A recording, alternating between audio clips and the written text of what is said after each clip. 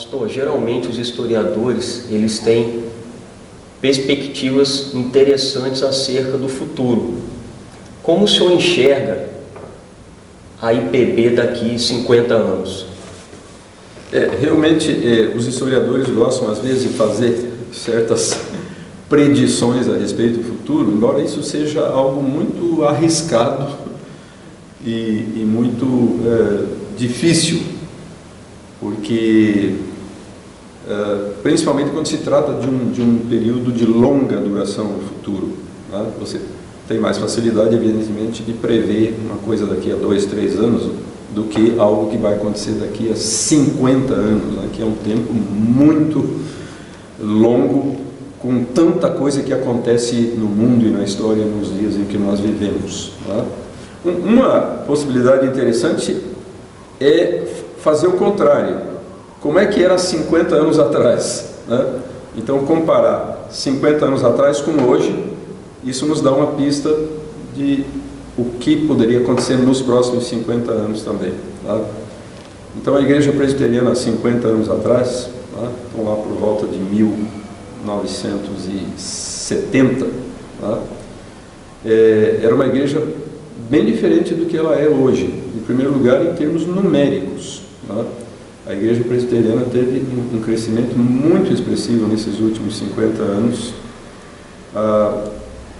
A presença da igreja, a influência da igreja na sociedade também se tornou bastante significativa, mais significativa, principalmente por meio da educação, né? Então, as escolas presbiterianas como Mackenzie, né, e muitas outras escolas espalhadas por todo o território nacional aumentaram muito a sua atuação, né, nesses últimos 50 anos. Presbiterianos têm também, ao longo desses últimos 50 anos, ocupado posições importantes na vida nacional, né? Não só no aspecto educacional e cultural, mas até mesmo no aspecto político, né?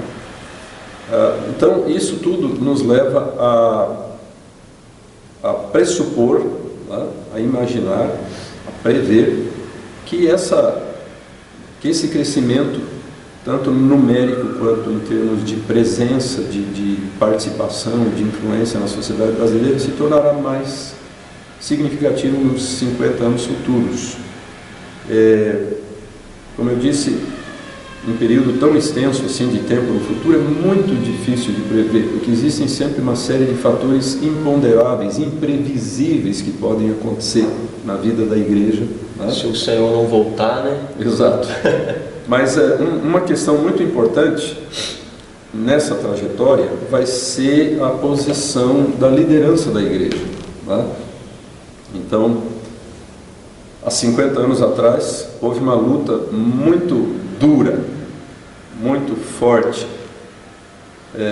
na igreja entre dois grupos que queriam dirigir os rumos da denominação, né? Um grupo, então, bastante progressista, né, com ideias bastante abertas, né, na tendência mesmo de uma teologia mais liberal e ecumênica, etc., né? Então havia um grupo muito forte com essa postura, e havia do outro lado um grupo mais conservador, mais comprometido com a teologia reformada clássica, né? E esse grupo conservador acabou tendo a vitória nesse conflito, né? Certamente a nossa igreja seria muito diferente do que é hoje se o outro grupo tivesse tido a predominância, né?